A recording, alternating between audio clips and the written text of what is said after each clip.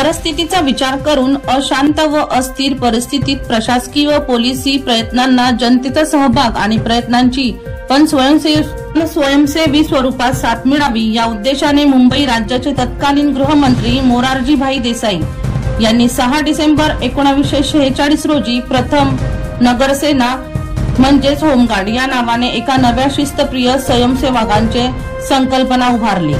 तरी होमगार्डने मौल्यवान कार्य केलेले आहेत, जसे पोलीस दलाला सहाय्यकारी म्हणून काम करणे, राज्यात कायदा व सुव्यवस्था राखण्यास मदत करणे, नैसर्गिक संकट व इत्यादी आपत्तीच्या प्रसंगी आपत्ती निवारणाच्या कामी मदत करणे, असे अनेक सहकार्य होमगार्ड यांचे प्रशासनाला वेळोवेळी लाभत असते।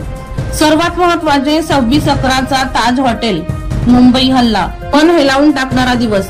त्यात शहीद जवानांमध्ये एक नाव म्हणजे होमगार्ड मुकेश जाधव कर्तव्य बजावत असताना शहीद झाले।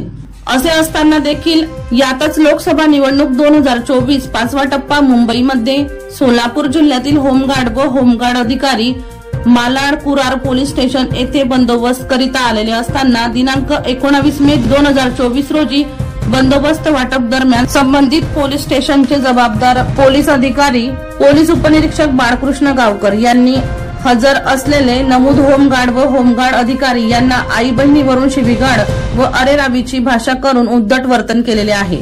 बाळकृष्ण गावकर यांची होमगार्डना शिवीगाळ करत असताना व्हिडिओ सुद्धा व्हायरल झालेली आहे। बघूया हा खास रिपोर्ट।